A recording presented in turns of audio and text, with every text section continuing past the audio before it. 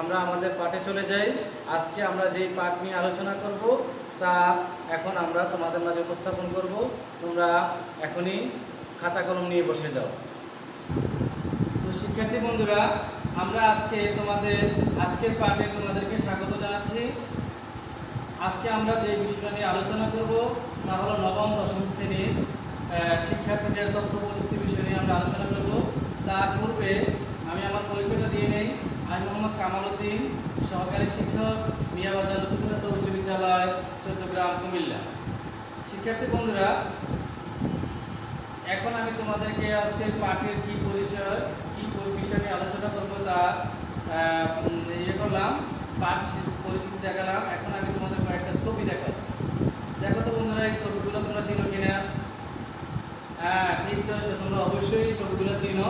এখানে যে ছবিগুলো আছে, এই ছবিগুলোর মধ্যে দেখো, এটা একটা ডিজিটাল ক্যামেরা, এটা একটা ডিজিটাল ঘড়ি, এখানে একটা সেলফ বা তার বই রাখার জন্য, এটা কি মোবাইল। হ্যাঁ, ঠিক ধরেছো। এই যে ডিভাইসগুলো, এগুলোকে আমরা আসলে কম্পিউটারের ভাষা বা আমরা কি বলে থাকি, এই বিষয়গুলোকে আমরা, এই ডিভাইসগুলোকে আমরা কি নামে পরিচিত মনে করতে পারি? বলতে পারবে বন্ধুরা যে আসলে এই ডিভাইসগুলো হলো তোমার কম্পিউটারের এক একটা ডিভাইস, বা এগুলাকে আমরা সাধারণত যে ভাষায় বলে থাকি এগুলাকে বলা হয় ইলেকট্রনিক ডিভাইস। জি, এই ইলেকট্রনিক ডিভাইসের মাধ্যমে আমরা আমাদের যে কাজগুলো করে থাকি সেই কাজগুলোকে আমরা বলে থাকি কি ডিজিটাল কন্টেন্ট। যে কাজগুলো করে, যে কন্টেন্টগুলো তৈরি করি এগুলোকে বলে থাকি ডিজিটাল কন্টেন্ট। তাহলে আজকের পাঠ হবে কি ডিজিটাল কন্টেন্ট। জি, ডিজিটাল কন্টেন্টের মাধ্যমে আমরা কিভাবে ক্লাসটা নিব, একটা প্রেজেন্টেশন করব, এখন কন্টেন্টগুলো কি কি হতে পারে এই বিষয় নিয়ে আমরা আজকে তোমার সাথে আলোচনা করব। তো শিক্ষার্থী বন্ধুরা, দেখো তোমাদের বইয়ের আজকে যে আলোচনাটা হবে এটা হলো পঞ্চম অধ্যায়, মাল্টিমিডিয়া ও গ্রাফিক্সের এই বিষয়ে আমরা আজকে আলোচনা করব। মাল্টিমিডিয়া গ্রাফিক্স আলোচনার পূর্বে আমরা তো তোমাদের কয়েকটা শিরোনাম ছবি দেখালাম। এখন আমরা আমাদের আজকের পাঠ থেকে আমরা কি শিখতে পারবো এই বিষয়ে তোমাদেরকে জানাচ্ছি। প্রথমত ডিজিটাল কন্টেন্ট কি বলতে পারবো, দ্বিতীয়ত ডিজিটাল কন্টেন্টের বৈশিষ্ট্য উল্লেখ করতে পারবো, তৃতীয়ত ডিজিটাল কন্টেন্টের প্রকারভেদ চিহ্নিত করতে পারবো, চতুর্থত বিভিন্ন প্রকার ডিজিটাল কন্টেন্টের গুরুত্ব ব্যাখ্যা করতে পারবো। ঠিক আছে বন্ধুরা, এই বিষয়গুলো আমরা আজকে তোমাদের সবগুলো নিয়ে আলোচনা করতে চেষ্টা করব, যতটুকু সম্ভব আমরা আলোচনা করব। ঠিক আছে, এগুলো কিন্তু তোমাদের বইয়ের মধ্যে দেওয়া আছে, কিন্তু তোমরা একটু বইটা খুললেই পাবে। 65 পৃষ্ঠায় দেখো আমাদের দেওয়া আছে কিন্তু। এখন আমি এখানে দেখো একটা বিষয়, এই যে এখানে একটা বইয়ের পাতা আমি তোমাদেরকে দেখালাম। ঠিক আছে বন্ধুরা, এটা কি? এটা একটা লেখা না? জি, এই লেখাটা এটা একটা টেক্সট। এটা একটা কি পৃষ্ঠা, এটা একটা ছবির পৃষ্ঠা, মানে টেক্সট একটা লেখা আছে এখানে আমাদের বইয়ের মধ্যে। তারপরে দেখো এটা একটা টেক্সট। জি, এরপরে দেখো এখানে যে ছবিটা দেওয়া আছে এটা একটা কোষের ছবি, ঠিক না? জি, ঠিক ধরেছো, এটা কোষের ছবি, এটা একটা ছবি। তাহলে আমরা প্রথমে দেখলাম লিখিত কিছু অংশ, তারপর দেখলাম একটা ছবি, তারপরে কি আছে দেখো, এটা কিসের লোগো? এটা দেখলেই বুঝতে পারি এটা একটা আমরা ভিডিওর লোগো, ঠিক না? এই যে একটা ভিডিওর লোগো দিয়ে আমরা আমাদের এটা দেখালাম, এই ভিডিওর লোগোটা আমরা দেখলাম। তারপরে আমরা কি দেখবো, এই যে একটা সাউন্ড, স্পিকার, কথা বলার পর আমি যে কথা বলছি একটা সাউন্ড হচ্ছে, যদি আমি আরেকটা স্পিকার লাগাই, একটা মাইক লাগাই, সাউন্ড আরো বাড়বে, এরও কি সাউন্ড। ঠিক আছে বন্ধুরা, এই সাউন্ডটা আমরা দেখলাম। এখন আসো, এটা হলো অডিও। এখন আসো, এই যে আমি একটা প্রশ্ন তোমাদেরকে ছুড়ে দিলাম, এইগুলোকে যখন বিশেষ নামে ডাকা হয়, এগুলোকে যখন বিশেষ নামে ডাকা হয় তখন কি বলে? এগুলো একটাকে আমরা টেক্সট বলি, ভিডিও বলি, ছবি বলি, অডিও বলি, কিন্তু এটা একটা বিশেষ নামে এদেরকে ডাকা হয়, তখন এটাকে কি বলে বলতে পারবে বন্ধুরা? ঠিক ধরেছো, এটাকে কি বলে? কন্টেন্ট। কি বলে এটাকে? কন্টেন্ট। এই কন্টেন্টটা আমরা প্রথম শিরোনামে বলছিলাম যে কন্টেন্ট কি বা মিডিয়া কি আমরা বলতে পারবো, মাল্টিমিডিয়া বলতে কি এটা বলতে পারবো। তাহলে দেখো এখানে বলা হয়েছে এই যে কন্টেন্টগুলো, এখন আমরা যে বিষয়টা জানবো এটা হলো ডিজিটাল কন্টেন্ট। এই যে কন্টেন্টগুলো, এগুলোকে যদি এই কন্টেন্টগুলো যখন ডিজিটাল ভাবে ক্লাসরুমে উপস্থাপন করা হয় তখন তাকে কি বলে? হ্যাঁ, ডিজিটাল কন্টেন্ট বলে। ঠিক আছে বন্ধুরা, এই তাইলে আমরা ডিজিটাল কন্টেন্ট সম্পর্কে আমরা একটা ধারণা পেয়ে গেলাম। তোমাদের বইয়ের মধ্যেও কিন্তু বইয়ে সুন্দর করে দেওয়া আছে ডিজিটাল কন্টেন্ট কি, এর ধারণাটা কিন্তু সুন্দর করে দেওয়া আছে, তোমরা একটু দেখে নিলেই পারবে। ঠিক আছে বন্ধুরা, এরপরে আমরা যে কাজটা করব দেখো, তাহলে ডিজিটাল কন্টেন্ট সম্পর্কে আমরা ধারণা পেয়ে গেলাম। এখন আমরা যাব দ্বিতীয় শিরোনামে। দ্বিতীয় শিরোনামে কি ছিল? ডিজিটাল কন্টেন্টের বৈশিষ্ট্য। এখানে কোন কোন বৈশিষ্ট্যগুলো আমরা একটা কন্টেন্টের মধ্যে দেখতে পাই।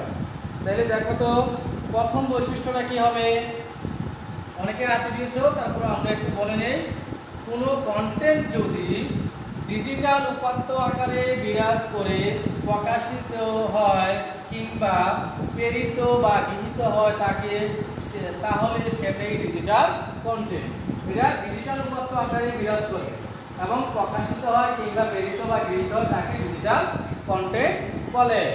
এরপরে 2 নম্বরে আমরা কি দেখতে পাবো? দেখো তো, তবে সেটি ডিজিটাল বা অ্যানালগ যে কোনো পদ্ধতিতেই সংরক্ষিত হতে পারে। এটা শুধু ডিজিটালের মাধ্যমে সংরক্ষিত হবে তা নয়, এটা কি করতে পারবে? অ্যানালগও এটা কি করতে পারবে? সংরক্ষিত থাকতে পারবে। 3 নম্বরে আমাদের আরেকটা বৈশিষ্ট্য আমরা একটু দেখে নিই। তারপরে কি আছে দেখো, যে ডিজিটাল কন্টেন্ট কম্পিউটারের ফাইল আকারে অথবা ডিজিটাল পদ্ধতিতে সম্প্রচারিত হতে পারে। তাহলে এটা ফাইল আকারেও হতে পারে, আবার ডিজিটাল পদ্ধতিতে সরাসরি সম্প্রচার হতে পারে। এই যে আমি একটা ক্লাস উপস্থাপন করছি, তোমার মোবাইল আছে, প্রজেক্টর আছে, কম্পিউটার আছে, সবগুলো কি এক একটা মিডিয়া, একটা মাধ্যম। এই সবগুলো যখন একত্রিত করা হয় তখনই একটা কন্টেন্ট, একটা মিডিয়া করা হয়। এখন দেখো, একটা ছবি দেখালাম, এখানে আরেকটা ছবি দেখালাম। এই যে ছবিটা, এটা একটা লিখিত, একটা লোক লিখছে, ঠিক আছে? তারপরে ছবিটা দেখি, দেখো এটা একটা ছবি দেখলাম এখানে। তারপরে আছে কি, এই যে কিছু দেখো রোবটের ছবি, এগুলাকে যখন আমরা অ্যানিমেশন দিই, এখানে টেক্সট, বর্ণ বা গ্রাফিক্স, তারপর হলো তোমার অ্যানিমেশনটা দেওয়ার পরে কোনো জড় বস্তু তার কাজ করার ক্ষমতা পায়, মানে এটা এক স্থান থেকে অন্য স্থানে যেতে পারে অ্যানিমেশন দিলে। যদি অ্যানিমেশন না দেয় তাহলে কিন্তু এটা কি হবে না, এক স্থান থেকে অন্য স্থানে যেতে পারবে না। এইটা অ্যানিমেশন। এরপরে বলছে কি, এটা একটা অ্যানিমেশন। তারপরে হলো সাউন্ড বা অডিও। আমরা জানি, যেটা আমরা সাউন্ডের মাধ্যমে আমরা কথা বলে থাকি, এই সাউন্ড বা অডিও এটা দেখলাম। তাহলে এগুলো আমরা কি, এগুলো হলো এক একটা প্রকারভেদ। এগুলো কি আমরা দ্বিতীয় 3 নম্বর ধাপে আছি এখন। এটা হলো ডিজিটাল কন্টেন্টের এক একটা প্রকারভেদ। এখানে প্রকারভেদও বলা হয়, আবার অনেক ক্ষেত্রে এটাকে মাধ্যমও বলা হয়। আসলে সরাসরি প্রকারভেদ বলাটা ঠিক হবে না, এটা এক একটা কি মাধ্যম। টেক্সট একটা মাধ্যম, গ্রাফিক্স বা চিত্র একটা মাধ্যম, শব্দ একটা মাধ্যম, ভিডিও একটা মাধ্যম, অ্যানিমেশন একটা মাধ্যম, ইন্টারেক্টিভ কম্পিউটিং একটা মাধ্যম। আর সবগুলোকে একত্রে বলা হয় কি মাল্টিমিডিয়া। এরপর শিক্ষার্থী বন্ধুরা দেখো, এই যে একটা ডায়াগ্রামের মাধ্যমে আমরা কিছু তথ্য তোমাদেরকে দেখালাম। যেই চিত্রটা আমরা একটু আগে দেখাচ্ছিলাম, এটা একটা ডায়াগ্রাম দেখালাম তোমাদেরকে। এরপর আমরা যেটা যাব, বিভিন্ন যে মাধ্যমগুলো আছে এগুলো নিয়ে তোমাদের সাথে এখন একটু আলোচনা করি। দেখো, তোমাদের বইয়ের 66 পৃষ্ঠায় যে মাধ্যমগুলো আছে এখানে কিন্তু বলা আছে টেক্সট। এখানে প্রথমটা হলো বর্ণ বা টেক্সট, দ্বিতীয়টা হলো চিত্র বা ছবি, 3 নম্বরটা হলো ভিডিও, 4 নম্বরটা হলো অ্যানিমেশন, এরপর হলো অডিও। এখন আমরা এখানে দেখো ছবি আমরা কিভাবে কাজ করতে পারি।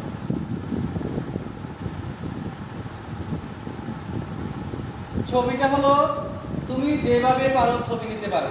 এখানে একটা ফটো দেওয়া আছে, এটা তুমি সরাসরি কম্পিউটার থেকে ডাউনলোড করে, ইন্টারনেট থেকে ডাউনলোড করে নিতে পারো। আবার হাতে কেউ ছবি দিতে পারো, কার্টুনের মাধ্যমে ছবি তৈরি করতে পারো। একটা ডায়াগ্রাম, আমরা যে রেজাল্ট তৈরি করি বা আমরা ক্রিকেট খেলা তো আমরা সবাই দেখি, ক্রিকেটের যে স্কোর বোর্ডটা তৈরি করা হয় এটাও কিন্তু একটা ডায়াগ্রামের মাধ্যমে করা হয়। ঠিক আছে বন্ধুরা, তাহলে এই সবগুলো হলো কি একটা ছবি। আর বর্ণটা যেটা, এটা তোমার সাথে আমি শেয়ার করে নিই, তোমাদের বইয়ের মধ্যে দেওয়া আছে। দেখো যে সারা দুনিয়াতে টেক্সটের যাবতীয় কাজ যখন কম্পিউটারে করা হয়ে থাকে, এক সময় টাইপরাইটার দিয়ে এসব কাজ করা হতো। এখন অফিস আদালত থেকে পেশাদারি মুদ্রণ পর্যন্ত সর্বোচ্চ কি করা হয়, এই কাজগুলো কম্পিউটারে করা হয়। ঠিক আছে বন্ধুরা, তাহলে বর্ণ গেল, চিত্র গেল। এখন আমরা যে কাজটা করব, এগুলো শব্দ বা অডিও। দেখো তো শব্দ বা অডিও, এটা তোমাদের 3 নম্বরে দেখো আছে শব্দ বা অডিওর মধ্যে কি আছে দেখো, শব্দ বা অডিও রেকর্ড সম্পাদন ইত্যাদির ক্ষেত্রে সারা দুনিয়ায় এখন কম্পিউটারের উপর নির্ভরশীল। অডিও করতে গেলে অডিও সাউন্ড আছে, অডিও সাউন্ড বক্স আমরা করতে পারি। তারপরে আছে তোমার কম্পিউটারের মধ্যে একটা অডিও স্পিকার লাগিয়ে দিলে আমরা সাউন্ড হতে পারে এভাবে। তারপরে সাউন্ড ইঞ্জিনিয়ারিং বা অ্যানালগ পদ্ধতি এখন কার্যত সম্পূর্ণ অচল হয়ে পড়েছে। কম্পিউটার দিয়ে উন্নত মানের সাউন্ড রেকর্ডিং করতে পারে, মানে কম্পিউটারের মাধ্যমে আমি সাউন্ডটাকে উন্নত মানের বা বিভিন্ন পদ্ধতিতে আমি এটাকে সাউন্ডটাকে আরও সম্প্রচার করতে পারি বা সাউন্ডটাকে আমি ডেভেলপ করতে পারি।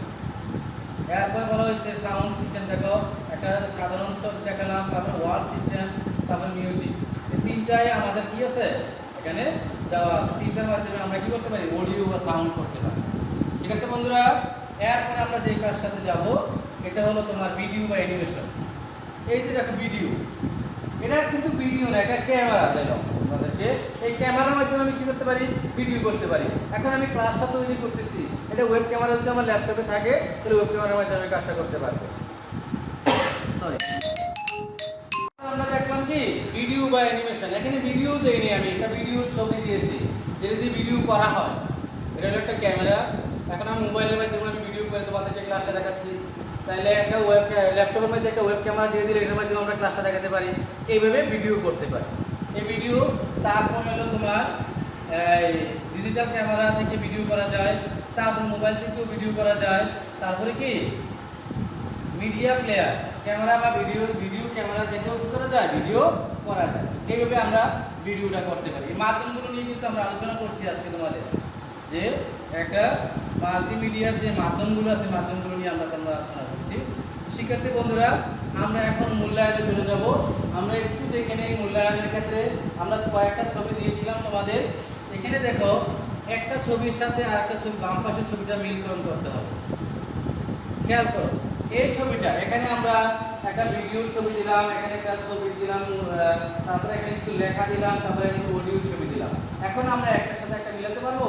দেখি ভিডিওটা এখানে এটা আছে ছবি, একটার সাথে একটা আমরা কিভাবে মিল করি। ভিডিওর একটা মাধ্যম, এটা ইন্টারেক্টিভ মাধ্যম একটা। তো দেখে নাও এইখানে আমরা দেখলাম ভিডিও কোনটা, এটা হলো একটা ভিডিও। ঠিক আছে, এখন এটা কি একটা ছবি, ছবিটা আমরা কোথায় যাবে, ছবিটা ওখানে চলে গেল, ছবির সাথে মিলে গেল। এরপরে আসলে কি লিখিত বা টেক্সট, তারপর আসলো অডিও। ঠিক আছে শিক্ষার্থী বন্ধুরা, তো এখন এই যে বিষয়গুলো আমরা আজকে জানলাম, এই বিষয়গুলো থেকে তোমরা বইয়ের যে ইয়েগুলো আছে তোমাদের আজকের পাঠের যে পঞ্চম অধ্যায় মাল্টিমিডিয়া গ্রাফিক্সের আমরা 65, 66, 67 পৃষ্ঠা পর্যন্ত তোমাদের সাথে আলোচনা করলাম। এখন এই আলোচনার প্রেক্ষাপটে যেহেতু আমাদের এখানে বহু নির্বাচনী প্রশ্ন আসে, আমাদের লিখিত প্রশ্ন নবম দশম শ্রেণীতে আসে না, এই জন্য তোমরা এগুলোকে ভালো করে পড়বা। পড়ার পরে তোমরা এখান থেকে কী করবে, কমপক্ষে আরও কয়েকটা পাঠ নিয়ে পৃষ্ঠা নিয়ে কমপক্ষে 10 থেকে 15টা অবধি তোমরা বাসায় লিখবে, লিখে সেরে এগুলো আমাদের কমেন্ট বক্সে দিয়ে দিবে। তাহলে আমরা তো এগুলোকে কী করতে পারবো, তোমাদের দেখে মূল্যায়ন করে দিতে পারবো। তো ঠিক আছে বন্ধুরা, তাহলে আজকে আমরা ক্লাস দীর্ঘায়িত করবো না, তোমাদের সকলকে আমরা ধন্যবাদ জানাচ্ছি। এবং আরেকটা বলে দিই যে করোনাকালীন সময় আমাদের, বারবার বলছি, করোনাকালীন সময় আমরা সচেতন থাকবো। আমাদের